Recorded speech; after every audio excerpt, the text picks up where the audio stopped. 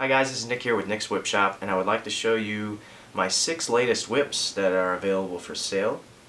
And we're going to go ahead and start out with my favorite here.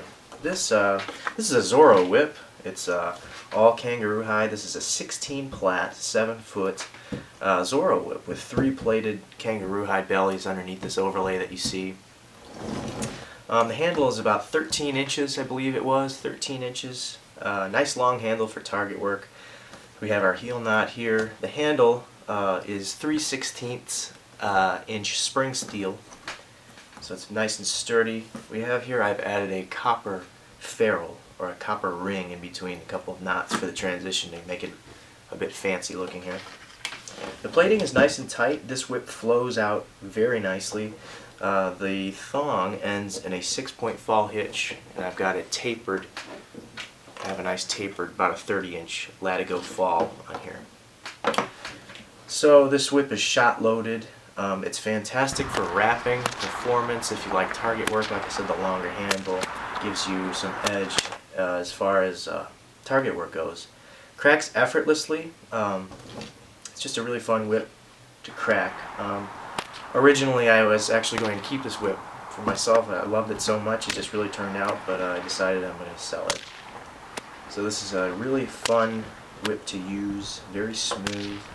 The handle is 2-strand side-by-side diamond plat.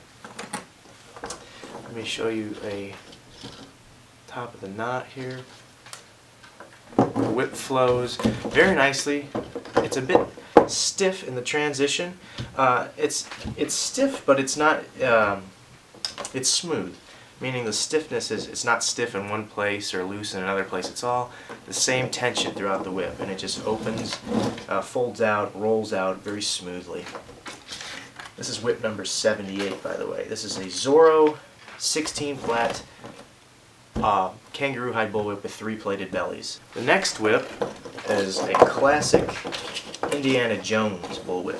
This is an 8-foot 12 plat Indiana Jones bullwhip with 4 plated bellies underneath this 12 plat overlay that you see. The handle is 3/16 inch spring steel once again. The handle is 8 inches long to keep the traditional handle length of the Indiana Jones whips. A nice big heel knot here, big wrist loop, put around your wrist so you can hang on to the whip. We have here a transition knot here, going from a single strand diamond plat pattern on the handle into a herringbone, which continues out to the 6-point fall hitch of this whip. Once again, shot loaded. The fall is once again about 30 inches white latigo. This whip is your classic Indiana Jones kind of whip. Cracks easily. Cracks nicely. Once again, a nice longer whip, great for wraps, even target work if you like that. This is whip number 75. This particular whip is whip number 76. This is a 4-foot 12 plat nylon bull whip with 2 plated bellies underneath. Now there's some variations in the handle plating here. I believe it's a 10-inch handle on this whip. We have a copper ring here in the transition like you saw on the Zorro whip. That's something I've been doing a lot more often, is adding these little rings here. I really like the looks of them. This is a small heel knot here for grip. This whip ends in a 4-point fall hitch.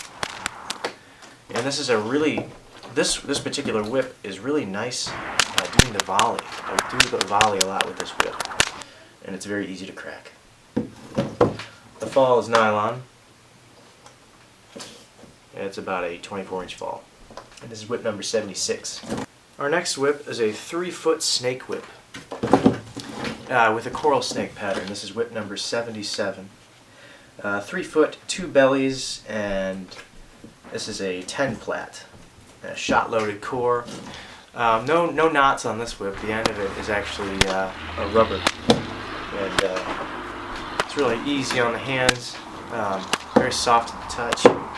Ends at a 4-point fall hitch. This is a Could be considered a pocket whip, really. It's so small you can slip it in your pocket. So, this next whip here, this is a micro pocket whip, which is kind of an experimental thing that I've been doing. It's about a 2.5 foot whip. This whip is so small that you can actually just fit it in your front shirt pocket if you wanted to. Very compact whip. Very easy to crack. Flows nicely. There's no fall on this whip. It's a tapered twist here. It's an 8-plat whip, and at this point it transitions to a tapered twist, and it just ends. This is sort of a fall, I guess you could say. And this is a signal whip. Okay, our last whip is whip number 79. This is a 16-plat, 10-foot bull whip with 3 plated bellies. The handles, you can see, has some fancy plating here. Once again, I've done the transition. This time it's an aluminum ring inside of 2 knots here for the transition. And this whip is great for wrapping, as it is a longer whip. It cracks effortlessly. Very fun whip to crack, very easy to crack. Good for performance, wrapping, target work, whatever. A lot of people seem to have been more interested in longer whips recently, so I thought I would make one here. So that's all the whips that are now available. If you would like to see further images of these whips, read further on the construction of them, or purchase them if you like what you see, click the link below in the description. It'll take you to my store where you can purchase them. If you just stumbled across this YouTube channel, keep in mind that I do custom whips, kangaroo hide whips, nylon whips. If you're interested in a custom-made whip, please feel free to contact me. Visit my website if you're interested in a custom whip, NicksWhipShop.com. My Facebook page is facebook.com/NicksWhipShop. And that about does it for today. Thank you guys so much for watching this video, and I look forward to seeing you in the next. If you haven't already checked out my tutorial on how to make a paracord bullwhip, check that out as well. And I'll see you guys later. Thanks.